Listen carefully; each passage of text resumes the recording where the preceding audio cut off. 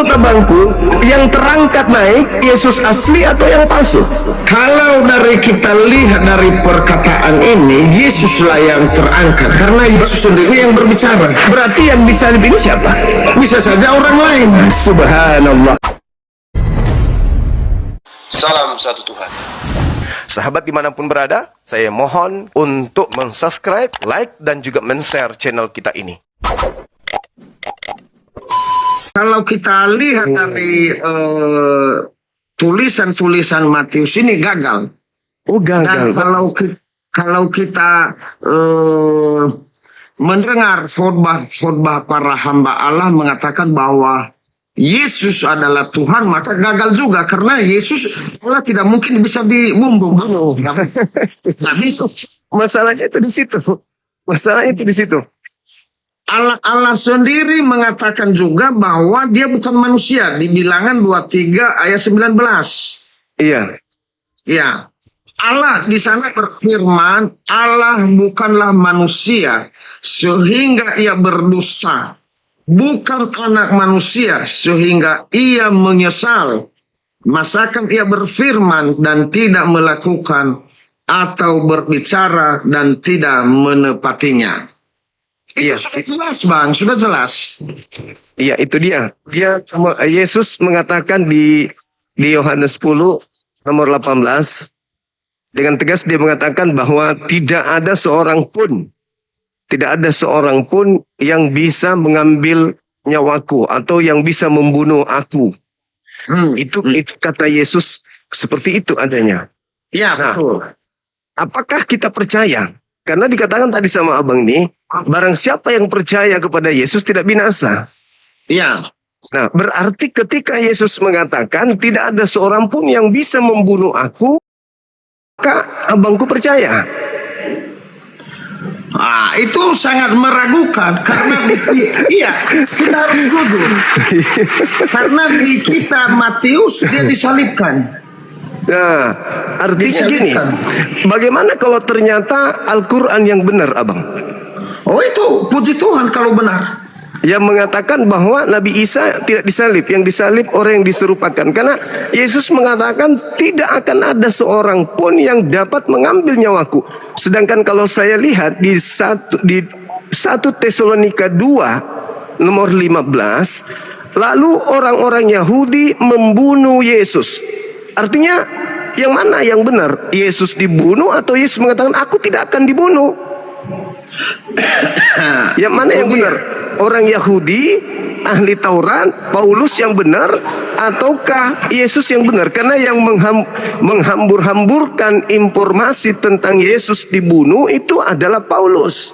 Ya. Kalau Yesus, Bang, kalau Yesus dia hanya mengatakan dan anak manusia akan dibunuh, akan mereka bunuh, dan setelah mereka bunuh, dia, anak manusia ini, dia akan bangkit pada hari ketiga. Dia, bukan aku. Ya, betul.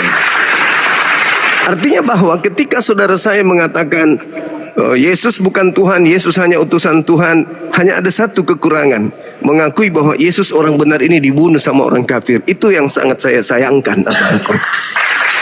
Ya, kenapa saya bilang Yesus bukan Tuhan? Yesus sendiri yang berkata, Bang. Di Yohanes 4:24 di situ Yesus mengatakan Allah itu roh. Dan barang siapa menyembah dia harus menyembahnya dalam roh dan kebenaran. Sementara Yesus kelihatan makan, lapar, disunat pula dia malahan. Iya, Bang. Iya, Bang. Tetapi ajaran-ajaran yang disampaikan oleh orang-orang yang percaya kepada Yesus adalah dia adalah Allah itu sendiri. Katanya dua natur, inkarnasi. Tetapi di dalam saya membaca-baca Alkitab ini, saya belum pernah menemukan juga. Iya. Nah, belum tertulis bahwa Yesus itu inkarnasi menjadi manusia. Yesus belum pernah menyampaikan itu. Iya, betul. Makanya, silakan. makanya kadang-kadang saya membaca ini beda pemahaman saya dengan para hamba-hamba Allah. Bahkan saya dikatakan sesat. Lalu saya katakan saya tidak sesat karena apa yang kubaca tertulis di dalam Alkitab. Iya. Jadi sebenarnya gini abangku. Saya katakan tadi Islam dan saudara Dehe, saudara saya ini, pembedanya kita itu karena abangku ini percaya penyaliban. Padahal Yesus mengatakan tidak ada seorang pun yang bisa mengambil nyawaku. Nah, ketika Yesus itu tidak disalib, artinya kita mendudukkan benar-benar Yesus itu adalah sebagai utusan Tuhan yang dijaga derajatnya, dijaga harga dirinya oleh Sang Bapa yang telah mengutus aku. Pertama, aku memuliakan Yesus, aku mengasihi Yesus. Dialah anakku di mana aku berkenan. Bagaimana mungkin Tuhan mengizinkan dia disalibkan, sedangkan penyaliban itu adalah kehendak iblis. Ya, penyaliban itu adalah kehendak orang-orang kafir, orang-orang yang tidak percaya. Sedangkan Yesus mengatakan, iblis saatnya dunia dihakimi, sekarang juga dunia dihakimi, sekarang juga penguasa iblis telah datang, dan sedikit pun penguasa iblis ini, iblis penguasa ini itu sedikit pun tidak berkuasa atas diriku. Artinya ketika iblis berusaha ingin membunuh Yesus, sedikit pun tidak akan berhasil membunuh Yesus. Jadi Yesus itu akan naik terangkat langsung ke langit tanpa mengalami penyaliban. Kalau versi saya, Bang, Yesus terangkat langsung ke langit dan dia akan turun kembali ke dunia untuk menjadi saksi, untuk memisahkan antara Bang Dehe dengan Kristen. Bang Dehe adalah domba, yang lainnya adalah serigala. Kenapa saya katakan Bang Dehe domba? Ya kan Yesus mengatakan domba-dombaku mengenal aku, domba-dombaku mendengarkan suaraku. Nah, Bang Dehe ini mendengarkan suara Yesus. Cuman satu yang Bang Dehe tidak dengar. Di antara seluruh suara Yesus, seluruh firman yang Yesus sampaikan, hanya ada satu. Apa itu? Ketika Yesus mengatakan tidak ada seorang pun yang dapat membunuh aku, Bang Dehe enggak dengar itu. Ketika dikatakan sedikit pun tidak ada iblis berkuasa atas diriku, abangku tidak mendengarkan itu. Nah, sekiranya Bang Dehe mengatakan Yesus benar-benar tidak disalib dan akan turun untuk memisahkan antara serigala dan domba, maka Bang Dehe benar-benar adalah murni orang Nasrani. Betul. Iya, Bang. Iya, sedang saya pelajari, Bang. Sedang saya pelajari di mana data-data yang sebenarnya. Kalau kita lihat gini abangku, sedikit lagi. Kita lihat di KPR 4 nomor 11, Yesus adalah batu penjuru yang dibuang oleh tukang-tukang bangunan. Itu satu. Lalu kemudian Yesus berkata nih, di dalam Lukas 4:24 nomor 44. Aku harus pergi meninggalkan dunia ini sesuai dengan apa yang tertulis tentang aku di dalam kitab Mazmur. Jadi Yesus tidak mengatakan aku meninggalkan dunia sesuai dengan apa yang tertulis di kitab Roma, Galatia, Lukas, Matius, Yohanes, Filipi dan seterusnya. Dia mengatakan aku memang harus pergi meninggalkan dunia sesuai dengan apa yang telah tertulis tentang aku di dalam kitab Mazmur. Contoh, Mazmur 118. Di situ disebut sebagai batu penjuru, ya, batu penjuru yang dibuang oleh tukang bangunan sekarang sudah menjadi batu sandungan. Artinya bahwa yang di Mazmur 118 ini itu berbicara mengenai Yesus. Nah, di data 17-nya, Bang, kata Yesus apa di Mazmur 118 nomor 17? Yesus berkata begini, aku tidak akan mati, tetapi aku akan tetap hidup. Berarti tidak akan mati, maksudnya yang mati di atas tiang salib itu bukan dia. Nah, tidak ada keuntungan Bang Dehe untuk percaya Yesus disalib. Justru itu memuaskan musuh Yesus. Kalau Bang Dehe juga mengatakan Yesus itu bukan Tuhan, bukan Bapa yang datang jadi manusia, tetapi dia mati memang dibunuh oleh musuhnya. Oh, itu kurang di situ. Tapi seandainya Bang Dehe mengatakan dia adalah orang yang dikasihi Tuhan, bahkan dia mengatakan Bapa tidak akan membiarkan aku seorang diri, tidak akan meninggalkan aku seorang diri, Bapa senantiasa mengasihi aku, Bapa di dalam aku di dalam Bapa, maka tidak mungkin iblis berhasil menyalib aku. Baru abang ini Nasrani yang sesungguhnya.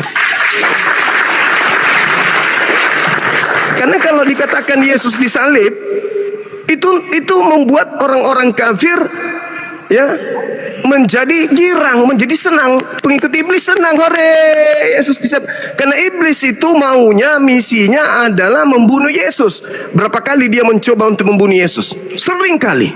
Nah, ketika ada orang yang mengaminkan Yesus dibunuh oleh iblis, iblis tepuk tangan, berhasil menjerat. Artinya apa?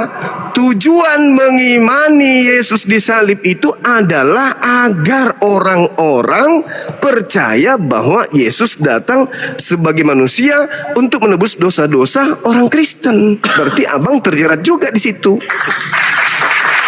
Padahal kan Yesus mengatakan bertobatlah.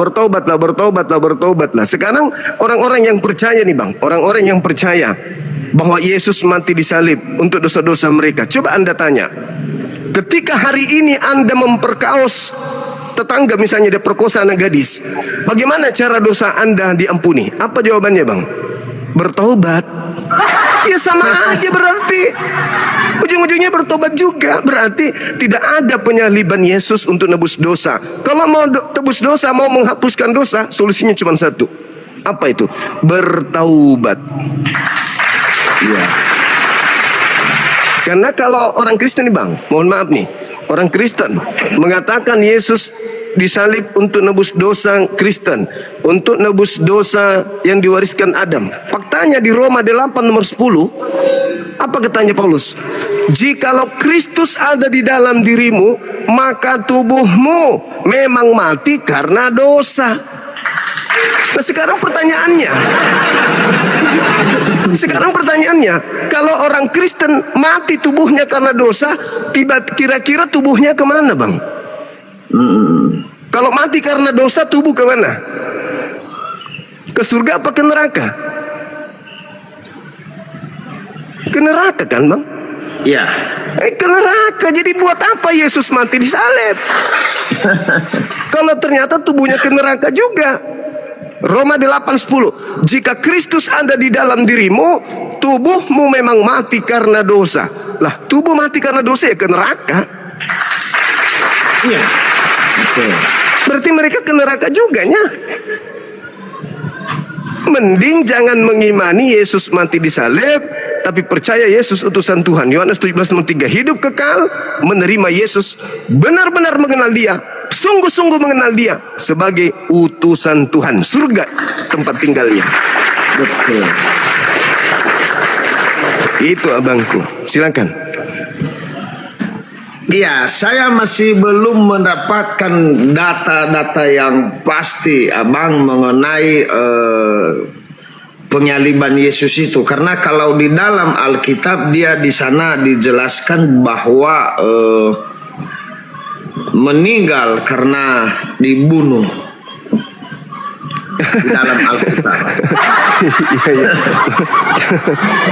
Iya. Meninggal karena dibunuh. Dia disalibkan. Iya. Masya Allah. Jadi gini Bang, kalau kita mengolah data, ternyata yang disalib ini mengaku kalau dia ini bukan Yesus. Abangku boleh buka, kita kaji sedikit di Lukas 22, buka satu perikop, satu bab. Nah. Di situ kita konsen di Lukas 22. Yang pertama Bang, di Lukas 22 itu di data nomor 4344. Di situ diterangkan bahwa Yesus berdoa kepada Bapa. Doa Yesus, ya kan ya.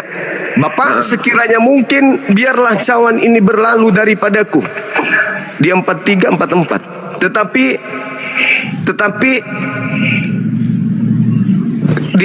di Lukas 22 42 43, sorry. Di situ dikatakan, ya Bapakku, sekiranya mungkin jikalau engkau mau, ambillah cawan ini daripadaku. Jika engkau mau, ambillah cawan ini daripadaku, tapi bukan atas kehendakku, tapi atas kehendakmu.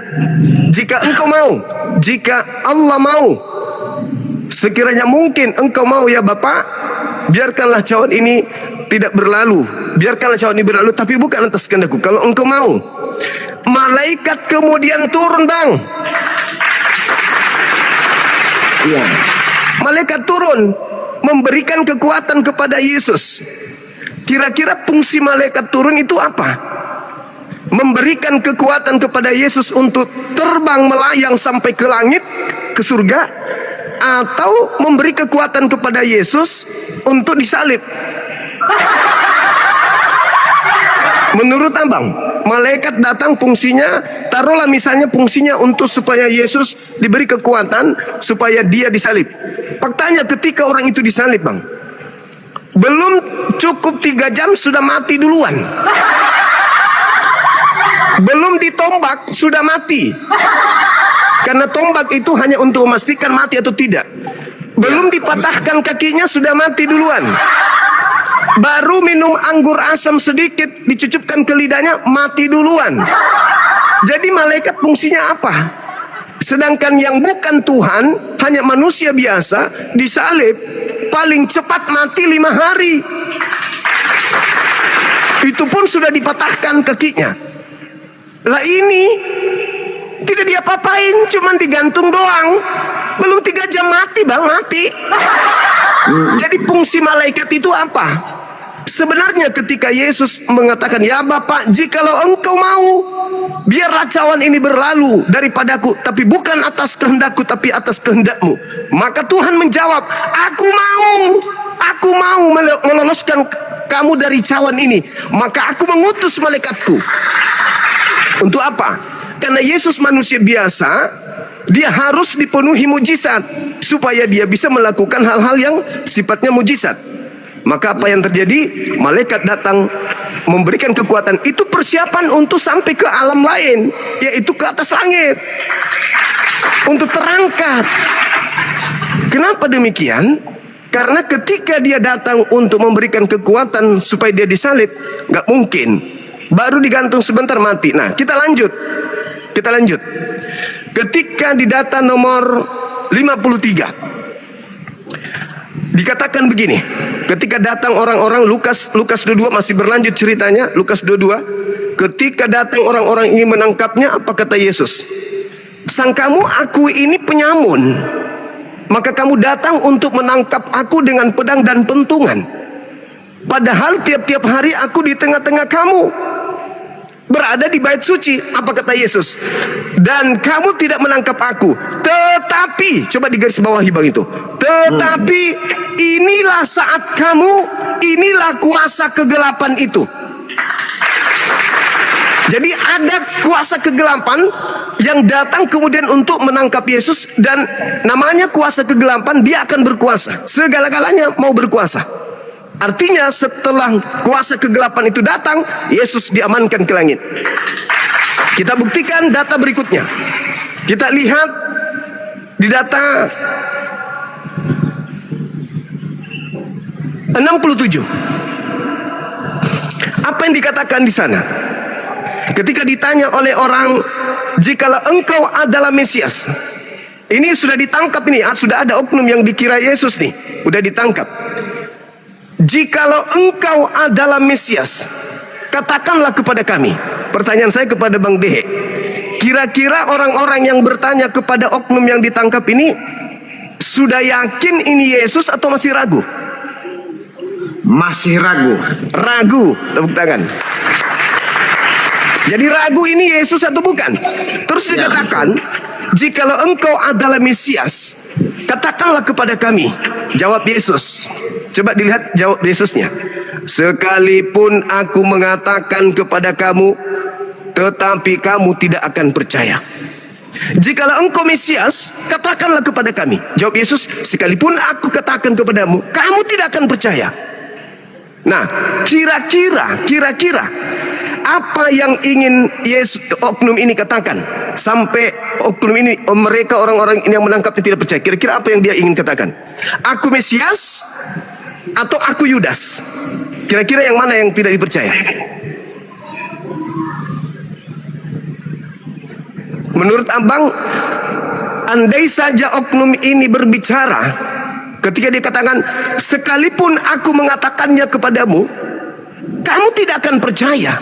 Sekalipun aku katakan, maka lebih baik aku tidak katakan, karena kamu, meskipun aku katakan, kamu tidak akan percaya. Nah, kira-kira menurut abang, apa yang ingin disampaikan oleh oknum yang tertangkap ini? Apakah dia ingin mengatakan, ya betul, aku ini adalah Yesus Mesias, atau dia ingin mengatakan, aku ini sebenarnya Yudas loh? Kira-kira yang mana yang tidak akan dipercaya oleh mereka? Yang Yesus katakan di sini dikatakan bahwa akulah anak Allah di situ. Nah, kalau iya betul, dia tidak katakan itu, abang. Dia tidak katakan bahwa aku adalah anak Allah. Dia tidak pernah katakan itu di situ. Di bawahnya nanti ayat ke-70-nya. Itu oknum ini sedang mengulang ucapan mereka. Kalau oknum yang ditangkap ini mengatakan aku adalah Mesias, apakah mereka percaya? Tidak, karena makanya mereka bertanya, siapa kamu sesungguhnya? Oke, tidak. Lalu kenapa mereka salib kalau mereka nggak percaya? Karena sudah diberitahu Yudas sebelumnya bahwa yang Yesus itu yang dia cium. Nah, hanya itu tanda-tandanya, bagi mereka. Berarti dia percaya kalau dia adalah Yesus, kan? Iya, yang dicium oleh Yudas itulah Yesus. Karena berarti tentara-tentara Romawi tidak mengenal yang mana namanya Yesus. Oke, berarti mereka sudah percaya bahwa yang ditangkap ini Yesus. Iya, makanya mereka yakin. Mereka yakin kalau ini Yesus. Ya, betul. Berarti apa yang Yesus katakan sehingga mereka tidak akan percaya? Dia mengaku apa sehingga dia tidak percaya? Mengaku Yudas atau mengaku Yesus? Di ayat sini dia tidak jawab Yesus, sekalipun aku mengatakannya kepadamu, namun kamu tidak akan percaya. Kira-kira apa yang mau dikatakan Yesus yang tidak mungkin dipercaya oleh mereka? Aku adalah Yudas atau aku adalah Yesus? Bisa saja dia mengatakan aku adalah Yesus, karena mereka juga tidak percaya. Bang, kalau dia mengatakan aku adalah Yesus, itu sudah pasti dia percaya. Coba baca nomor 71-nya. Coba dibaca. Lalu kata mereka, untuk apa kita perlu kesaksian lagi? Kita ini telah mendengarnya dari mulutnya sendiri. Nah, apa yang dikatakan di situ? Sekalipun aku bertanya sesuatu, namun kamu tidak akan menjawab. Mulai sekarang, coba kita lihat, bang. Mulai sekarang, Anak Manusia telah duduk di sebelah kanan Yang Maha Kuasa. Siapa Anak Manusia yang telah duduk di Maha Kuasa ini? Yesus. Yang disalib di situ siapa? Yesus juga. Jadi ada dua Yesus jadinya.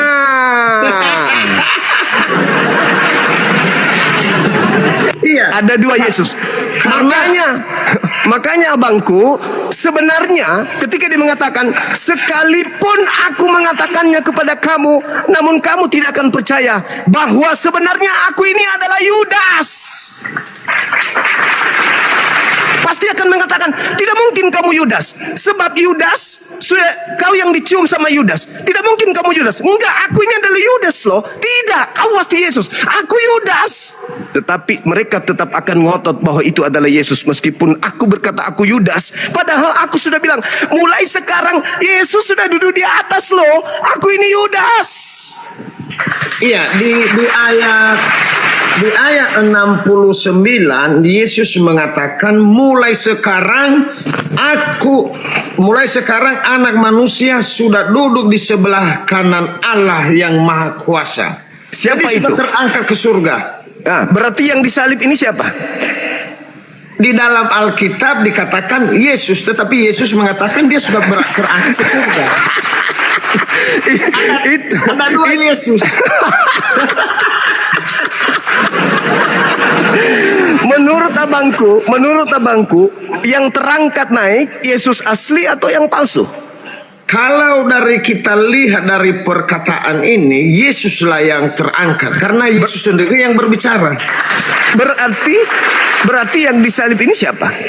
Bisa saja orang lain. Subhanallah. Makanya di Markus 16, Abang, Markus 16 nomor 12 dikatakan apa? Lalu Yesus menampakkan diri kepada kedua muridnya dalam rupa yang lain. Sudah bukan Yesus ini bukan Yesus. Yang disalib dan yang disembah oleh saudara Kristen itu berdasarkan data ini bukan Yesus. Masa, apakah engkau Mesias? Apakah engkau Mesias? Mulai sekarang Mesias sudah duduk di atas. Loh, Iya. Berarti aku ini bukan Mesias. Itulah datanya. Kan abangku minta, mana datanya Yesus tidak disalib? Nah, inilah datanya. Ini Ya, datanya. betul. Di sini jelas-jelas ada dua. Yesus mengatakan mulai sekarang anak manusia duduk di sebelah kanan Allah Bapa, dan ada Yesus juga yang ditangkap.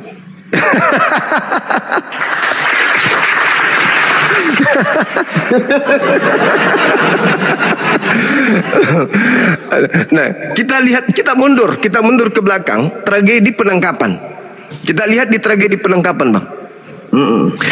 Di tragedi penangkapan itu, Yesus mengawalinya di Lukas 21 nomor 8. Waspadalah kepada penyesat yang datang kepadamu memakai namaku dan berkata, akulah dia. Akulah dia.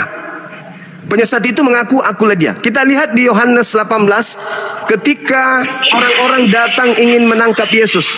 Datanglah Yudas bersama dengan tentara Romawi ingin menangkap Yesus di bukit Golgota. Lalu kemudian Yudas dan tentara Romawi ini bertanya kepada oknum yang disangka Yesus. Apa katanya? Orang yang disangka Yesus bertanya kepada mereka, siapa yang engkau cari? Apa jawaban Yudas dan tentara Romawi? Kami mencari Yesus dari Nazaret. Oknum itu mengatakan apa, Bang? Akulah dia. Ya, Iya kan? iya betul. Nah, seandainya itu adalah Yesus, maka ketika dia bertanya siapa yang engkau cari, maka Yudas dan tentara Romawi akan berkata, engkau yang aku cari, engkau.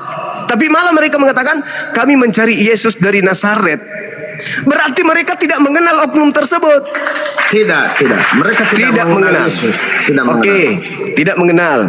Nah, sekarang kita masuk ke Markus 14 nomor 50, nomor 51, 52. Ketika penangkapan, Bang, semua nomor 50-nya, semua murid Yesus lari meninggalkan Yesus. Betul?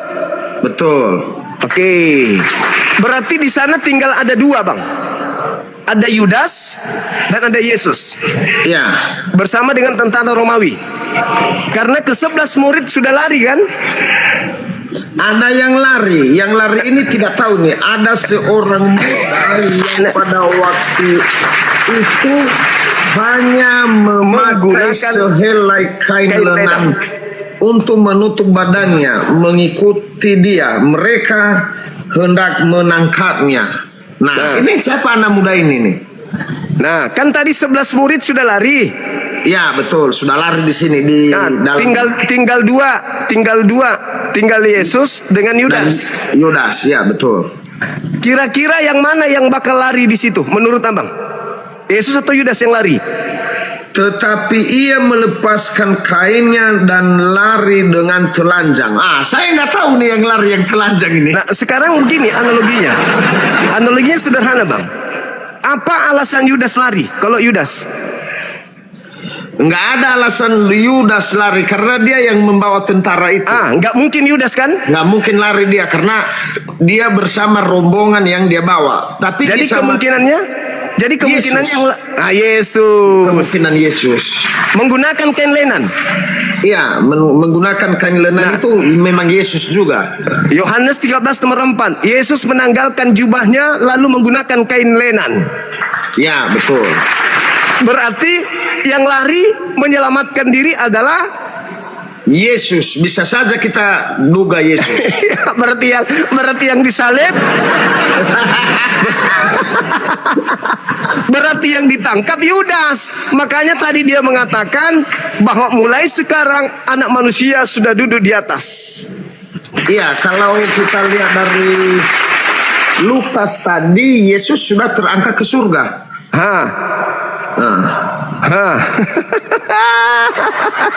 Ini mestinya kita harus berbincang-bincang kepada para pendeta yang ilmunya tinggi. Adakah yang tinggi? Iya, kalau hanya sekelas pendeta S1 S2 tidak bisa, kalah. Adakah yang bisa naik di situ, Bang? Dari nggak ada pendeta yang naik sekarang, Bang. Udah pada mencari semua saya bikin. Apalagi kalau Abang Dehe muncul dengan mengatakan Yesus tidak disalib, mampus mereka, mampus.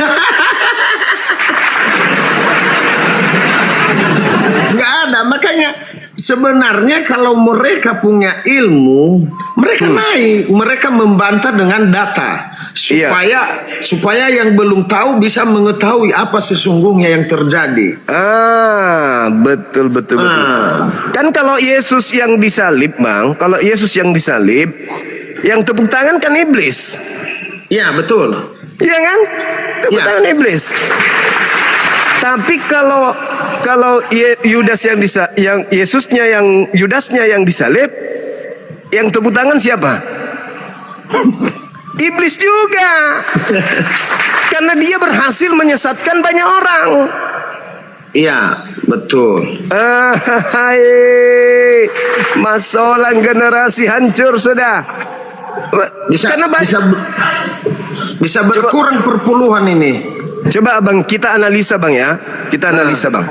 Coba kita lihat di dalam Matius 4, Lukas 4. Yesus dicobai. Apa kata iblis, Bang? Segala kemegahan dunia dan kerajaannya akan kuberikan kepadamu, Yesus. Ya. Bila engkau menyembah aku, sebab aku iblis berkuasa memberikan kepada siapapun yang aku kehendaki. Betul? Tertulis begitu? Betul. Di data nomor 13-nya dikatakan, setelah iblis mencoba Yesus, iblis mundur karena tidak berhasil. Iya. Lalu keterangannya di situ, lalu menunggu waktu yang tepat. Nah, waktu yang tepat itu kapan? Pada saat orang-orang berkongko-kongko ingin membunuh Yesus yang asli, Yesus diselamatkan oleh Bapa, yang menggantikannya inilah yang dimanfaatkan oleh sibilisisis. Apa buktinya? Apa buktinya, Bang? Coba lihat ketika dia keluar dari kubur. Makhluk itu, apa katanya? Kepadaku telah diberi kuasa baik di angkasa raya, langit, surga maupun di bumi. Betul? Betul. Tadi yang menjanjikan kuasa itu siapa, Bang? Allah Bapa. Bukan. Yang menjanjikan kepada Yesus tadi siapa? Oh, itu iblis tadinya. Iblis. Kalau Yesus, Yohanes 5:30, aku tidak dapat berbuat apa-apa dari diriku sendiri. Tapi iblis mengatakan, jikalau engkau menyembah aku, Yesus, segala kuasa langit dan bumi akan aku berikan kepadamu. Yesus menolak. Yesus mundur, menunggu waktu yang tepat. Nah, pengganti daripada Yesus diberi kuasa. Makanya begitu keluar dari kubur, apa katanya? Kepadaku telah diberi kuasa baik di surga maupun di langit. Pergilah ke seluruh dunia, jadikanlah seluruh bangsa menjadi pengikutku. Jadi yang mereka ikuti selama ini hanya mereka yang bisa jawab. Karena Yesus tidak pernah mengajarkan ibadah minggu, menyembah dirinya di hari Minggu. Bapa Elohim tidak pernah mengajarkan juga Bani Israel untuk ibadah minggu. Iya. Itulah yang terjadi hari ini. Begitu, saudaraku. Mantap penginjilannya, lebih mantap daripada seorang pendeta.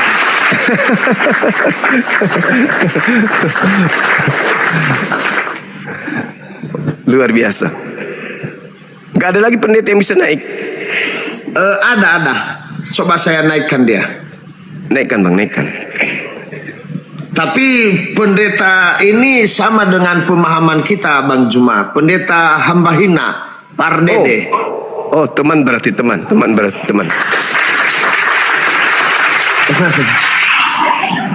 Bentar lagi. Tambah umur tambah rusak paru-paru. Ya, selamat sore Pak Pendeta. Turun dia. Cari yang ini bang, yang kayak Esra Soru. Nggak mau dia ya. Iya, kita coba yang ini Bang. Bisa mengerti nggak dia ini?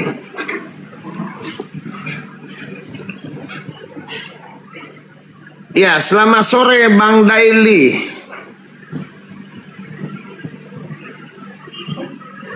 Oh, pada takut Bang, nggak ada yang berani. Ada Om R nih, Om R, silakan Om R, mana ada punya tanggapan, silakan dari Burunda Juma ini. Ya, makasih Pak Pendeta Dehe. Ya, kalau saya melihat ada banyak perbedaan ya, dan saya rasa sudah cukup jelas apa yang dituliskan dalam 4 kitab Injil bahwa Yesus itu mati, begitu. Dan yang sebenar-benarnya mati adalah Yesus. Dan kita tahu bersama penulis Injil itu bukanlah orang yang dibenci teman-teman kita, yaitu Paulus, tetapi penulis Injil itu beda orangnya. Jadi sudah sangat jelas untuk kita pegang 4 Injil itu sangat berkualitas dan sangat-sangat tidak ada keraguan gitu dalam penulisan 4 Injil itu. Jadi dalam kematian Yesus itu kalau dibilang tadi macam itu ada keinginan dari orang atau iblis begitu. Itu memang kan iblis keinginannya membunuh, tetapi kehendak Allah itu jadi berbeda kehendak dan keinginan. Kehendak itu daripada Allah, tapi keinginan itu daripada iblis. Begitu. Jadi walaupun kelihatan sama kedua kata ini, tetapi berbeda ya. Jadi kehendak Allah itu bahwa Yesus lahir untuk menyelamatkan kita. Dan kematian Yesus itu memang esensinya atau pada dasarnya iblis itu adalah membunuh. Jadi memang itu sudah tugasnya untuk begitu ya. Jadi keinginan manusia atau tentara Romawi dan keinginan iblis membunuh. Tetapi kehendak Allah itu terlebih dulu. Kehendak Allah itu memang harus tergenapi untuk suatu karya. Silakan, cuma itu. Ya, selamat sore Pak Pendeta hamba hina.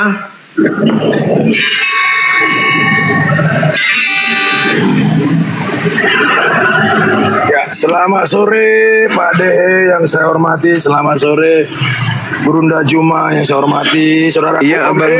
Selamat sore. Ya, perjalanan. Selamat sore Pak Robin. Ya, jadi kita semakin paham ya, semakin luar biasa. Jadi kalau penyaliban itu benar, itu rencana iblis. Ya, karena apa? Karena Bapa itu tidak menginginkan Yesus untuk disalib. Nah, seperti dikatakan PR tadi, itu keinginan iblis. Supaya apa? Supaya kebenaran jangan lagi disalurkan di dalam dunia ini. Betul. Tapi iblis lupa.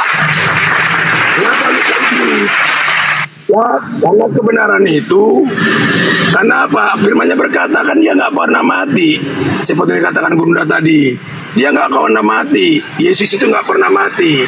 Namanya anak yang dikasih oleh Bapa, ya, secara ruh, ya bukan secara jasmani ya. Jadi dia adalah utusan daripada Maha Pencipta. Jadi untuk masuk surga itu nggak harus menumpahkan darah, nggak harus disalib. Contoh, siapa yang nggak pernah disalib tapi dia masuk surga? Henok, Elia? Apakah pernah harus penumpang darah? Kan tidak. Dia cukup hanya berteman karib dengan Maha Pencipta. Dia cukup dengan apa? Dengan bertobat dengan Maha Pencipta, kan dia masuk surga. Nah, itu nggak harus penumpang darah, itu hanya statement iblis. Supaya apa? Banyak jadi pengikut iblis. Ya, jadi itu jelas. Karena dikatakan dalam Mazmur itu Yesus nggak pernah mati, bahkan dia dihajar dengan kerasnya. Nah, tapi dia tidak diserahkan kepada maut. Itu dalam Mazmur 118 ayat yang ke-17 sampai 18. Itu kan jelas di sana.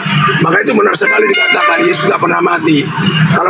Kalau dikatakan yang penyaliban itu diserupakan, ya memang sah-sah saja. Namanya yang Maha Kuasa. Maha Kuasa kan bisa berbuat apa saja. Yang penting Yesus tidak akan pernah dikalahkan oleh maut. Yang penting kan Yesus tidak pernah jadi mati. Jadi kalau kita mengimani Yesus mati, Yesus disalib, sama aja kita mengimani kehendak iblis. Apa gunanya? Ya. Jadi kita menjadi kehendak iblis. Tapi imanilah kehendak apa yang menjadi kehendak daripada Bapa itu. Karena dikatakan, aku tidak akan pernah berubah. Dulu, sekarang, sampai selama-lamanya. Jadi kalau kita katakan dia mati, berarti berubah dong. Nah, kan begitu saudara. Jadi ini yang perlu kita jabarkan. Benar Pak Gurunda Jumaha. Jadi banyak saudara-saudara saya. Makanya saya sekarang banyak dicekam oleh saudara-saudara saya sendiri. Karena itu Gurunda Jumaha itu jelas. Yang menjadi musuh daripada kami kekristenan. Bukan dari saudara kami Muslim. Tapi dari Kristen itu sendiri. Di mana dalilnya ada? Matius 10 ayat 36. Tolong dibaca Pak De. Itu jelas. Ya. Jadi musuh yang sesungguhnya itu adalah dari diri sendiri. Contoh seperti Yesus. Dari manakah musuhnya? Kan dari murid-muridnya. Dari kalangan dia sendiri. Dari kalangan bangsanya seperti bangsa Israel atau Yahudi. Ketika dia menyampaikan kebenaran kepada bangsa Israel, apakah Yesus dipuji-puji? Enggak. Yesus diolok-olok. Bahkan dikatakan dia kemasukan apa? Roh Beelzebul. Itu udah fakta. Jadi itu yang banyak sekarang terjadi. Makanya kenapa banyak memusuhi saya? Nggak apa-apa. Kenapa banyak membenci saya? Karena nggak apa-apa. Karena dikatakan dalam 1 Yohanes 3 ayat 15, orang yang membenci saudaranya tidak akan layak masuk surga dan tidak akan layak mendapat hidup kekal. Tidak akan layak. Makanya kenapa ketika kita diskusi dengan saudara kita Muslim, kebencian aja yang dia pakai. Sebenarnya saudara kita Muslim luar biasa loh. Kita dikasih pencerahan. Justru mereka lebih banyak membaca Alkitab daripada kita yang memiliki Alkitab. Ini keliru, bahaya. Seperti Gurunda, luar biasa. Jadi penjelasannya, jadi siapa saja dipakai oleh Tuhan loh. Bukan hanya dari kalangan Kristen sendiri, justru dari kalangan yang lain yang menyampaikan kebenaran itu kepada kita. Ya luar biasa. Ini harus kita imanin. Ya, jadi untuk memberikan berkat itu bukan harus dari kalangan kita. Ya, dari orang lain juga bisa saudara. Nah, seperti contohnya Gurunda Juma. Ya, walaupun dia dengan ketegasannya, kita perlu responin saudara. Seperti Pak Dehe juga, saudara kita Khuer. Kita harus responin. Jadi apa yang positifnya? Kita harus pakai akal sehat. Maka itu diajarkan dalam firman Tuhan kan. Matius 22 ayat yang ke 37 sampai 39. Kasihlah bapamu. Nah, itu saya ganti dengan bapak dulu. Ya, supaya kita jangan mengotak-atikkan. Bapamu dengan segenap hatimu, jiwamu, kekuatanmu, dan akal budimu. Akal budi itu berbicara akal sehat. Ya, jadi kita harus pakai akal sehat. Kalau masalah bisa apa saja bisa. Tuhan itu namanya Maha Kuasa. Mau jadi apa saja bisa. Tapi kan kita dikasih akal sehat oleh Maha Pencipta. Contoh, saya kasih analoginya seperti orang gila. Bisa nggak masuk mall? Orang gila telanjang? Bisa. Kenapa nggak bisa? Bisa nggak orang normal masuk mall? Masuk mall bisa. Tapi apakah pantas orang gila tidak memakai baju masuk mall? Kan tidak pantas. Kenapa tidak pantas? Kita dikasih akal sehat, saudara. Jadi sama seperti itu. Tuhan kan mau jadi apa ya? Kita bukan membatasi kuasa Tuhan. Kita tidak pernah membatasi kuasa yang Maha Kuasa. Kuasanya Allah, kuasanya Bapa yang menciptakan langit dan bumi ini. Kita tidak pernah membatasinya. Maka saya katakan, arti Esa bagi saya beda dengan Esa bagi saudara-saudara kita Kristen. Kalau bagi saya, Esa itu tidak terukur besarnya, tidak terukur tingginya, tidak terukur luasnya, dan tidak dibatasi oleh ruang dan waktu. Itu arti Esa bagi saya. Jadi kita tidak bisa mengukur Allah atau Bapa, siapapun kita. Ya, begitu. Oke, lanjut dulu Pak De. Iya. Saya boleh sedikit Bang Dehe. Iya, lanjut Bang. Oke. Udah cuma bikin baik abangku. saya. Pak De silakan. Baik, ada hal menarik di catatan Matius di bab 21. Matius 21 nomor 30-31. Di situ Yesus terang-terangan mengatakan, "Aku Yesus berkata kepadamu bahwasanya sesungguhnya pemungut cukai dan perempuan sundal akan mendahului kamu masuk ke dalam surga." Jadi pemungut cukai, perempuan sundal mendahului kamu masuk ke surga. Apa sebabnya? Kenapa mereka lebih dulu masuk surga? Ternyata simpel. Hanya oleh karena mereka percaya kepada Yohanes Pembaptis. Hanya karena mereka percaya kepada Yohanes Pembaptis, maka pemungut cukai ini dan pesundal ini lebih dulu masuk surga. Sedangkan kalian tidak percaya kepada Yohanes Pembaptis, makanya kalian tidak masuk surga. Lebih dulu pemungut cukai daripada pesundal. Artinya bahwa tidak butuh penyaliban untuk masuk surga. Cukup percaya kepada utusan Tuhan yang datang kepada kita, maka kita percaya apa yang diajarkan. Tidak perlu ada salib menyalip.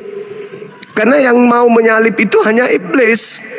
Iblislah yang menjadi bapakmu dan kamu mau melakukan keinginan bapakmu. Itu apa keinginan bapaknya? Iblis yang membunuh Yesus,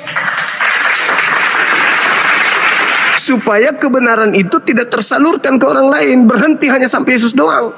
Begitu Yesus mati, dunia kita sesatkan. Itu kata iblis. Kalau Yesus sudah tak ada di bumi, maka kita bisa membolak-balikkan bumi ini sesuai dengan kita inginkan. Maka Yesus harus dihentikan langkahnya. Yesus harus berhentikan penginjilannya. Bunuh dia. Makanya di dalam Yohanes 11:53 dikatakan, maka mulai hari itu mereka bersepakat membunuh Yesus. Nah, apakah berhasil? Apakah Tuhan menginginkan? Ya, kita kembalikan kepada diri masing-masing. Benarkah Tuhan mau membunuh orang yang dikasihi, orang yang dicintai? Saya rasa itu mustahil.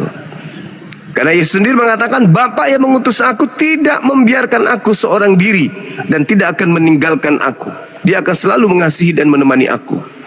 Itu pengakuan Yesusnya. Berarti yang disalib bukan dia dong. Karena yang disalib itu berteriak, Eli Eli lama sabachthani, kenapa engkau meninggalkan aku? Nah, sementara Yesus mengatakan, Bapa tidak akan meninggalkan aku. Bapa akan selalu menyertai aku. Berarti yang disalib bukan Yesus. Sekira begitu, Bang. Iya.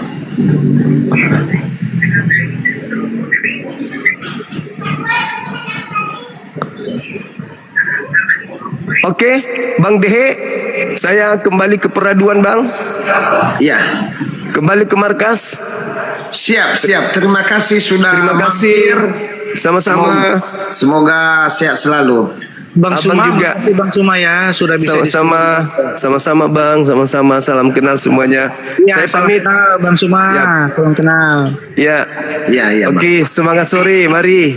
Sore, Ya. sore. Sore.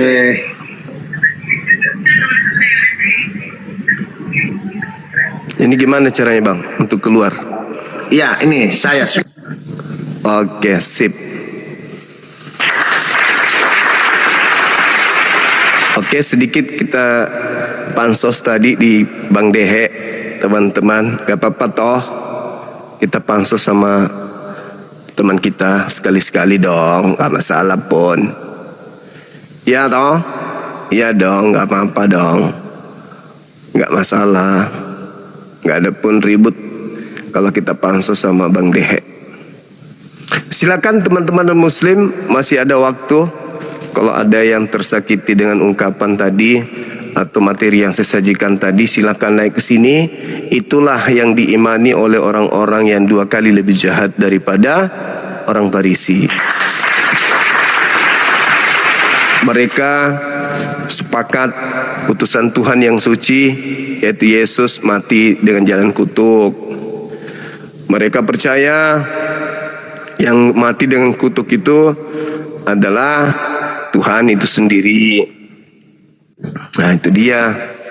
Makanya kalau ada yang keberatan dengan pernyataan itu, silakan mari kita luruskan. Semangat sore. Selamat sore. Dari Katolik. Dari Kristen Gemim, Pak. Oh, siap, silakan buka kameranya. Oh, belum bisa buka kamera ya. Iya, iya, Pak.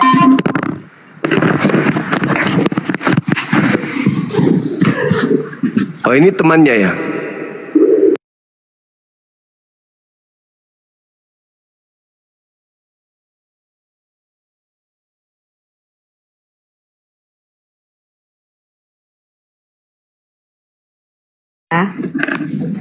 Oh iya, iya, iya. Pesan khusus, ya, saudara Kristen Protestan. Oh, Protestan. Silakan buka kamera, Bang. Ya sebentar bang. Oke. Silakan. Saudara Protestan, silakan.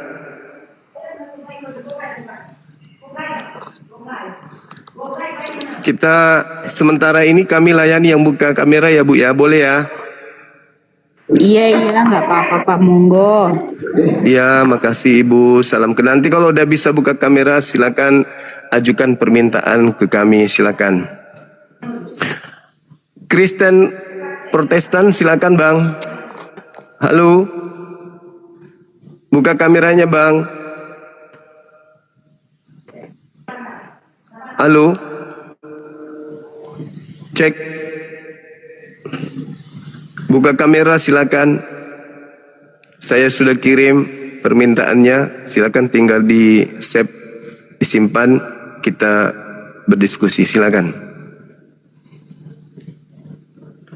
Bang.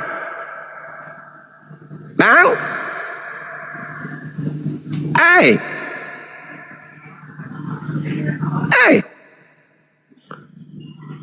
Halo Bang.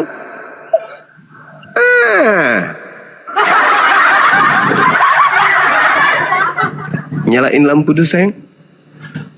Sebelah sini. Bukan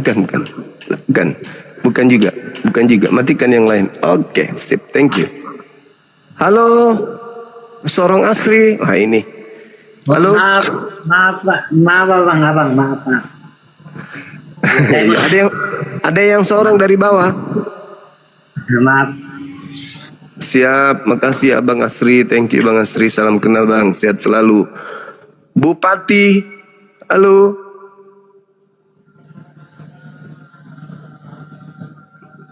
Halo, semangat sore. Semangat sore abang-abang. Selamat sore Bang Juma. Sore Bang. Bagaimana kabarnya Bang Juma? Suka-suka mula Suma. Naiklah di sini, Maya cantik. Sinilah, saudaraku yang cantik manis. Naiklah ke sini. Halo. Halo Bang Juma. Dari Katolik Protestan. Saya Katolik Bang Juma. Silakan buka kameranya abangku yang ganteng. Silakan.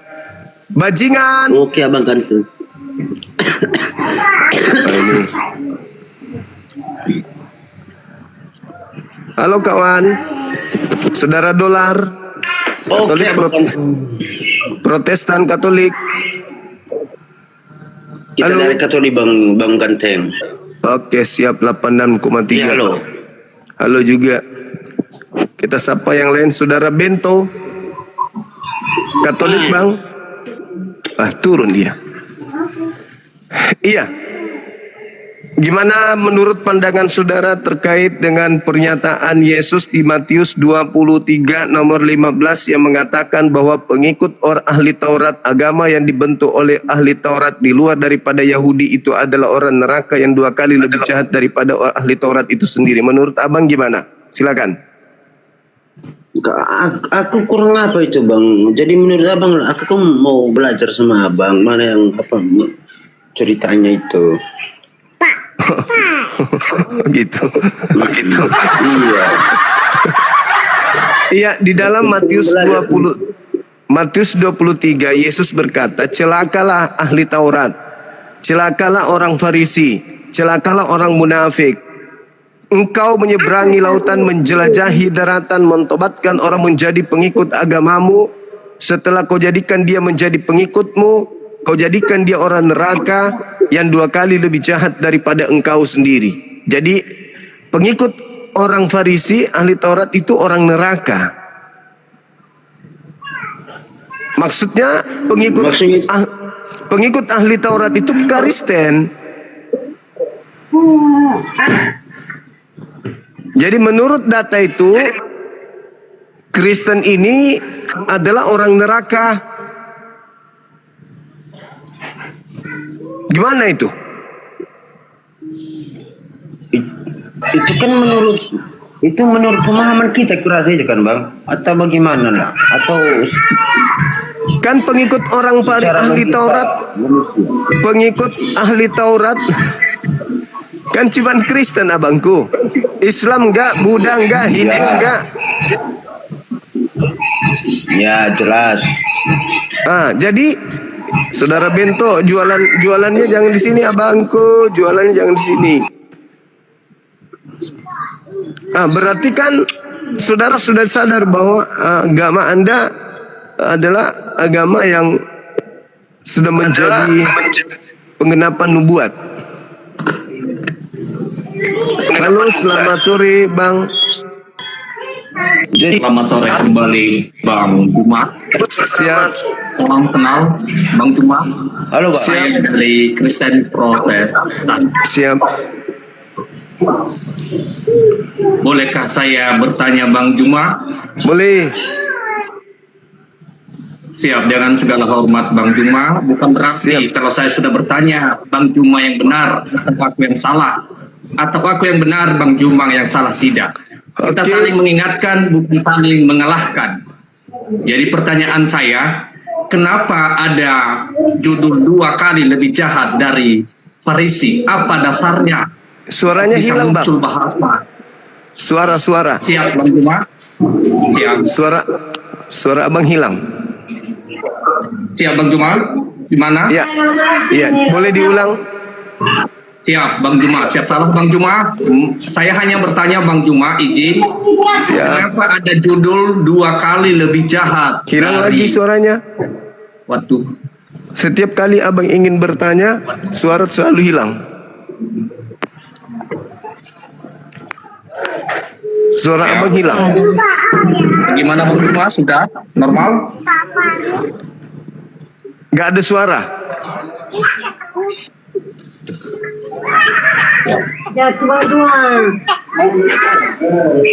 Berarti saya ya?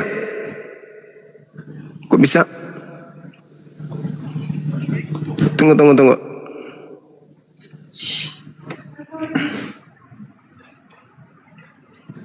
Cek. Coba Bang. Siap. Ada Bang Juma, suara Bang Juma jelas. Loh, kok saya nggak ada? Kok sama saya nggak ada? Suara Bang Juma kemarin jelas ada. Saya coba ini ya, nanti minta permintaan lagi Bang ya.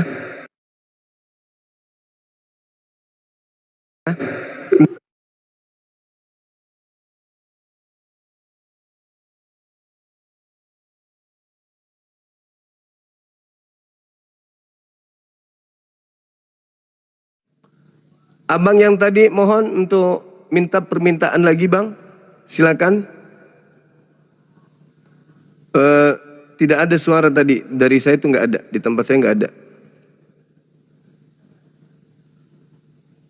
Abang yang tadi silakan. Ada suara. Ada suaranya di situ Bang. Ada, tadi sempat nggak ada. Oh iya ya. Ya, sorry Bang, jaringan saya, silakan. Siap Bang Juma, selamat sore Bang Juma. Salam sore Bang, sore. Hormat Bang Juma. Oke. Bolehkah saya bertanya, izin boleh. Bang Juma? Boleh. Bukan berarti setelah saya bertanya Bang Juma benar atau aku yang salah, atau aku yang benar Bang Juma yang salah. Oke. Saling mengingatkan, bukan saling mengalahkan. Pertanyaan saya Bang Juma, kenapa ada judul 2 kali lebih jahat dari Farisi? Iya. Pertanyaan saya itu setelah membaca ini, apa dasarnya membuat judul 2 kali lebih jahat daripada Farisi?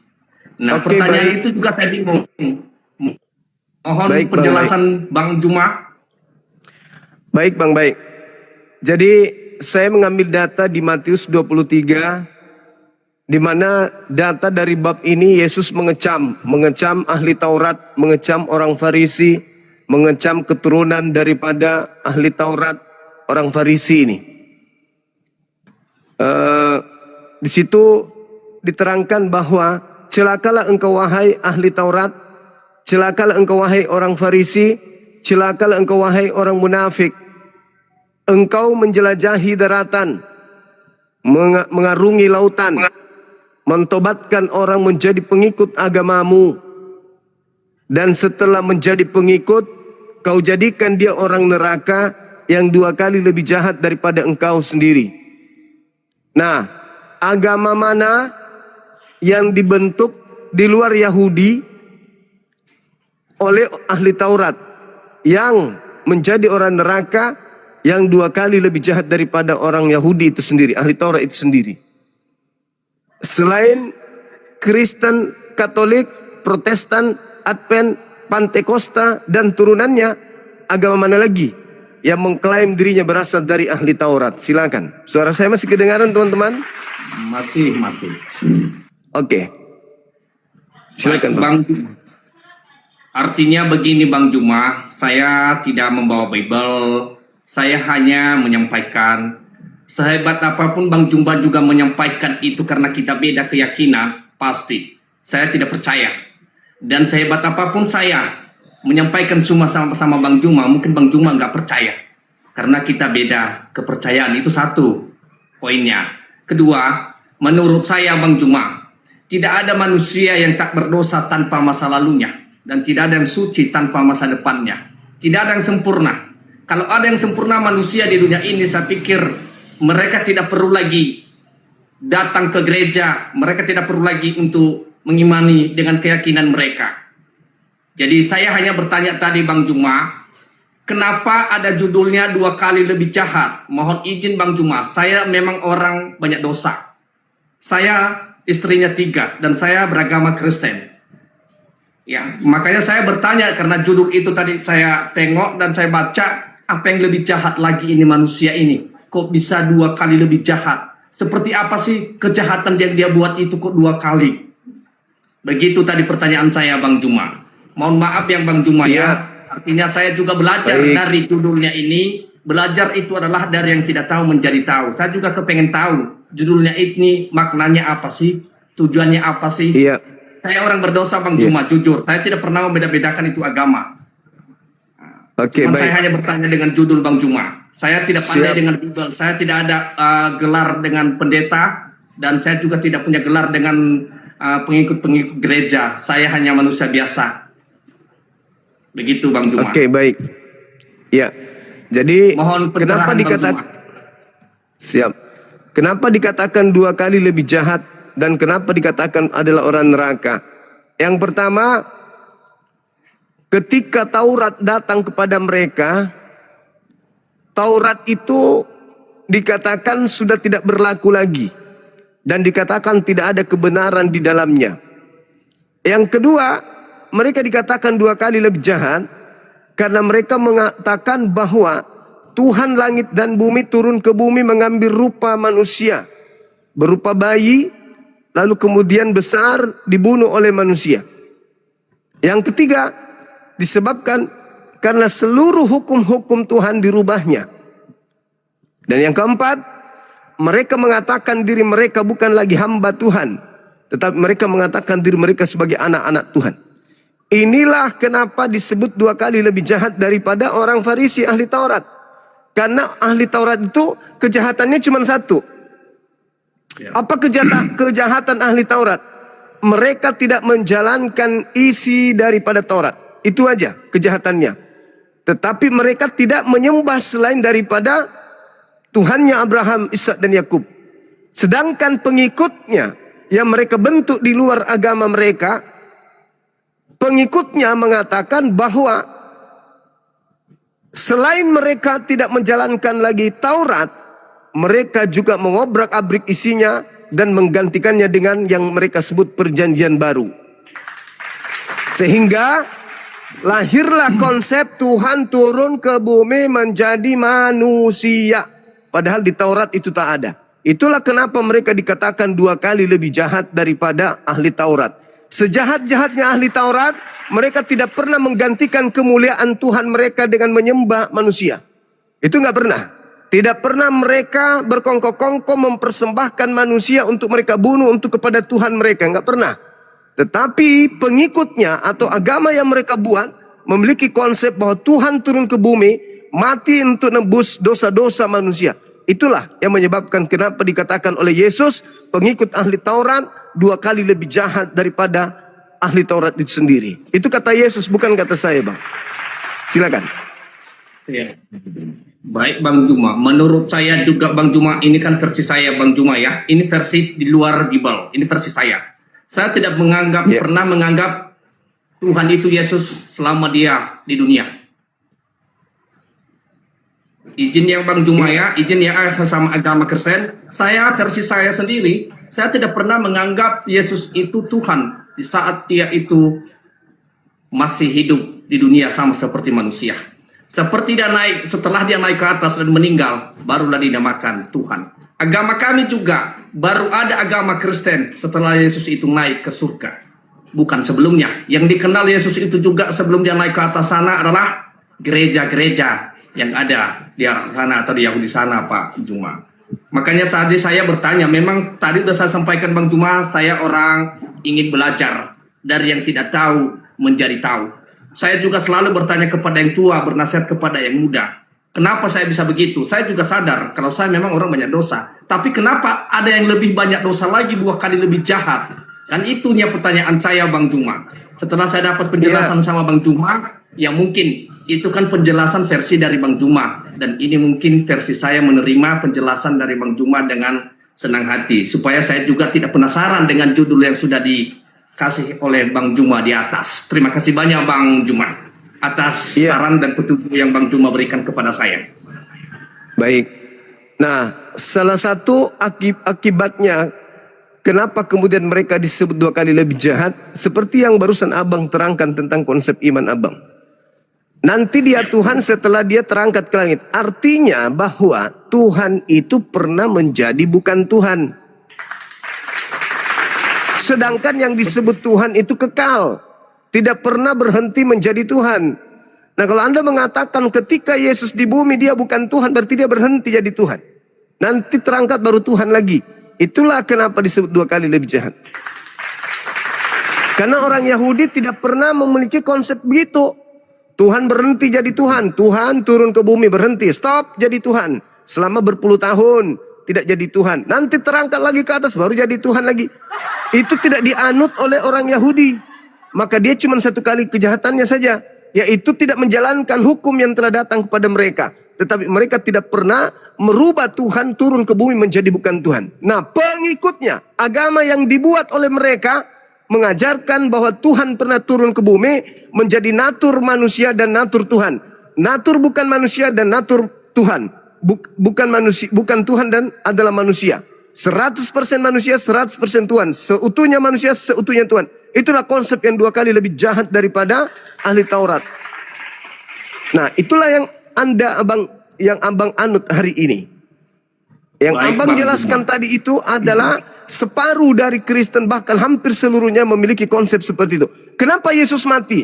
Karena itu sisi kemanusiaannya. Tetapi kan dia bangkit menjadi Tuhan lagi. Itulah yang disebut 2 kali lebih jahat. Siap Bang Juma. Saya paham Bang Juma. Dengan penjelasan dari Bang Juma, saya juga minta terima kasih banyak. Hanya saja saya menyampaikan demikian Bang Juma. Sehebat apapun juga Bang Juma menyampaikan dengan versi dari agama Islam ke agama Kristen, aku yakin bahasanya tidak 100% juga akan mengerti dengan agama Kristen dengan penjelasan versi dari agama Islam. Dan seperti itu juga sebaliknya. Sehebat apapun agama Kristen menjelaskan dengan agama Islam, aku yakin juga tidak akan percaya dengan 90% aja pun susah. Maka dalam hal ini Bang Juma, saya mohon maaf berbuat salah sifat manusia, memberi maaf sifat yang mulia. Jadi kalau ada kata-kata saya yang salah, menyinggung perasaan, saya bukan adu debat masalah agama, saya hanya mempertanyakan judulnya tadi, saya mohon maaf. Andai kata ada kata-kata yang kurang menyenangkan dan kurang tepat bahasa saya menjawabnya. Berbuat salah sifat manusia, memberi maaf sifat yang mulia. Siapapun saya, apapun saya, pasti saya tidak percaya karena kita beda keyakinan. Dan sehebat apapun Bang Juma menjelaskan dengan saya, mungkin saya juga tidak percaya karena kita juga beda keyakinan. Terima kasih atas saran dan petunjuk yang diberikan Bang Juma dengan saya. Saya selalu bertanya dan dengan segala hormat sama Bang Juma. Terima kasih. Oke, makasih abangku. Salam kenal ya Bang ya. Salam kenal kembali Bang Juma. Oke, izin saya turunkan Bang, boleh? Siap Bang Juma. Oke, makasih. Jadi abang ini luar biasa. Saya salut, saya aplaus dulu kepada abang. Waktu kemarin itu saya di mana? Di Malang. Saya masuk di salah satu tempat wisata. Di situ saya ketemu monyet. Monyetnya lucu. Malah dikasih pakai baju gitu, kasih pakai baju, terus ada tali-talinya kan. Sempat aku mainin. Terus saya kasih roti donat Bang. Saya setengah mati menjelaskan, nyet, ini donat, enak daripada elu makan jagung basi. Apa kata monyetnya? Meskipun Bang Suma menjelaskan donat itu enak, tapi karena saya adalah monyet, saya tidak akan percaya. Saya lebih percaya kepada apa yang kuyakini. Ini dedak lebih enak, kata monyet itu. Aku jelaskan, habis itu kasih apel lagi. Ini mau nggak? Langsung diambilnya. Aku kasih lagi, kemudian dia tolak lagi. Ternyata si monyet ini hanya bisa menerima jika nyaman bagi dirinya. Jadi yang tidak nyaman, enggak, aku enggak yakin ini enak. Dikasih ayam yang masih berasap, masih panas, hangat lagi, aku kasih lagi nasi, enggak mau dimakannya. Katanya, apapun yang abang sampaikan kepada aku enggak akan percaya, apa yang aku yakini itulah yang benar. Itulah yang benar, kata si monyet. Maka saya yang salah. Karena saya telah memberikan sesuatu kepada monyet. Makanya Yesus mengatakan apa kepada muridnya? Jangan kau berikan mutiara, jangan kau berikan barang kudus kepada, karena dia akan hanya memijaknya. Jadi Anda boleh mengatakan saya salah, saya benar, tapi tetap saja Anda tidak akan terima, Anda akan tetap ngotot pada pendirian saudara, saya hargai. Tetapi ingat, akal yang ada pada Anda dengan akal yang ada pada saya itu sama. Gak ada bedanya. Cuman ada yang berfungsi, ada yang tidak berfungsi. Anda mengatakan agama Anda benar, saya pun mengatakan agama saya benar. Lalu bagaimana menentukan kebenaran hakiki? Kebenaran yang sesungguhnya? Akal. Nih, ini yang menentukan nih, akal. Akal yang menentukan kebenaran yang sesungguhnya. Bukan keyakinan kita, tapi akal. Orang boleh yakin ini adalah motor. Boleh. Boleh yakin ini motor. Silakan Anda yakin ini motor. Saya yakin itu motor Bang Suma. Silakan Anda yakin ini pisang. Ini durian. Silakan. Tetapi secara akal, ini adalah HP. Ini bukan durian. Ini bukan pisang. Tapi kalau Anda ingin meyakini pisang, silakan aja. Ada gangguan berarti pada diri Anda. Jadi kebenaran itu adalah benar. Kebenaran namanya kebenaran pasti benar. Tidak bisa akal-akalan. Tidak boleh kemudian hanya berlandaskan keyakinan, kepercayaan tanpa ditelaah oleh logisme, tanpa ditelaah oleh akal sehat. Jadi kalau orang Kristen mengatakan kamilah agama Kristen yang benar, Islam juga mengatakan kamilah agama Islam yang paling benar. Apa cara mengujinya? Karena tidak mungkin dua-duanya benar. Pasti ada yang salah satunya salah. Lalu apa cara mengujinya? Akal. Coba menurut akal, bisa tidak Tuhan mati dibunuh manusia? Menurut akal, ya nggak bisa. Bisa nggak manusia menurut akal melahirkan Tuhan? Ya nggak mungkin. Bisa nggak manusia seutuhnya, tetapi di waktu yang sama dia juga seutuhnya Tuhan? Ya nggak mungkin. Tapi kalau itu diimani, diyakini, dipercayai doang, ya bisa. Gitu saudara-saudaraku. Karena di sini sudah azan, udah maghrib. Saatnya kita tutup dulu. Insya Allah habis Isya kita jumpa lagi teman-teman sekalian. Abang Christian ada yang ingin disampaikan? Oh, nggak ada lagi bang. Kalau gitu, kalau memang mau dirungkat. Iya. Iya. Ada mungkin yang mau disampaikan dulu sebelum kita tutup? Ya nggak ada juga. Sesuai dengan pertanyaan tadi abang yang baru turun tadi ya. Kenapa bisa ada tulisan abang 2 kali lebih jahat dari Farisi? Itu Jadi kata cuma Yesus. itu aja tadi pertanyaannya. Kata Yesus itu bang, bukan kata saya. Dan sedul abang itu yang saya pertanyakan. Iya. 2 kali lebih jahat dari Farisi. Itu dalilnya ada di Matius 23 nomor 15. Agama yang dibangun Matius 20. Iya. 23 nomor 15. Jadi bunyinya di situ orang-orang Farisi ya mentobatkan orang di luar Yahudi menjadi pengikut agamanya, menjadi orang neraka yang 2 kali lebih jahat daripada mereka. Jadi yang ditobatkan orang-orang Farisi ini cuma tentang apa bang cuma? Itu kan menjadi pengikutnya, intinya menjadi orang neraka. Menjadi orang neraka. Iya. Bukan menjadi orang baik. Bukan, menjadi orang neraka. Dalilnya begitu. Satu-satunya agama yang dibuat oleh ahli Taurat di luar Yahudi, ya agama Kristen. Oke? Itu perkataan siapa itu bang cuma? Kalau Hindu bukan orang Yahudi yang bikin, bukan ahli Taurat. Buddha bukan ahli Taurat, Islam bukan ahli Taurat. Bukan. Satu-satunya adalah Kristen aja yang dibuat oleh ahli Taurat. Berarti yang iya. Pasti itu bang, itu nggak diragukan lagi. Oke, saya rasa. Oh ya udah kalau gitulah bang, kalau mungkin. Siap. Nanti kita lanjut lagi habis Isya, boleh ikut naik lagi ya. Oke teman-teman semuanya, kita maghrib dulu. Terima kasih saudara Christian Zal. Sampai jumpa sebentar habis Isya. Nanti jumpa lagi kita. Makasih udah hadir di sini dan buka kamera. Satu kemajuan meskipun saudara belum memberikan pernyataan yang berbobot, tapi paling tidak Anda lebih berani daripada yang lain. Gitu. Terima kasih sudah hadir. Teman-teman juga saya ucapkan banyak terima kasih yang sudah bergabung di sini. Sebentar habis Isya kita kumpul lagi ya. Mudah-mudahan saya cepat sampai di tempat, karena saya mau ke tempat suatu tempat. Karena pekerjaan di sana masih ada yang harus dituntaskan. Kita harus sampai di sana. Nah, kalau udah sampai mungkin jam 8 kita langsung live. Ya teman-teman.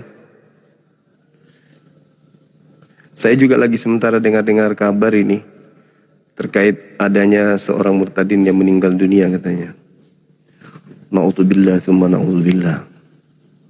Kita berlindung kepada Allah dari mati dalam keadaan kufur. Na'udzubillah tsumma na'udzubillah.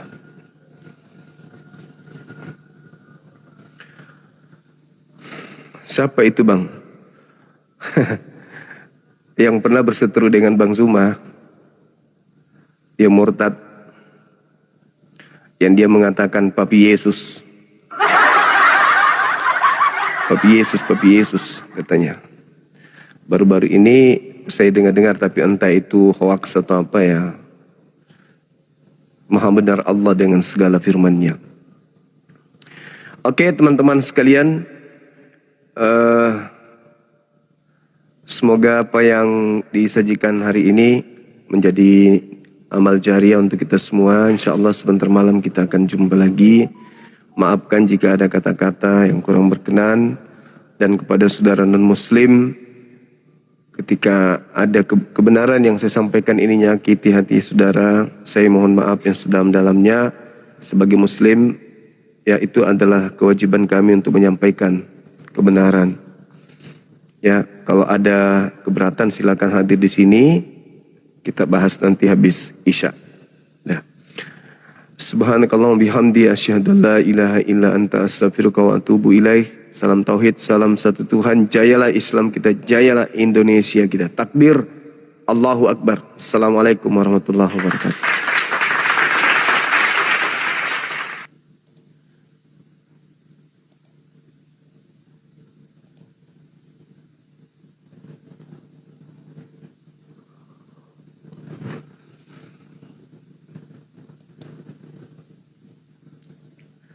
Selamat kita pada selamat.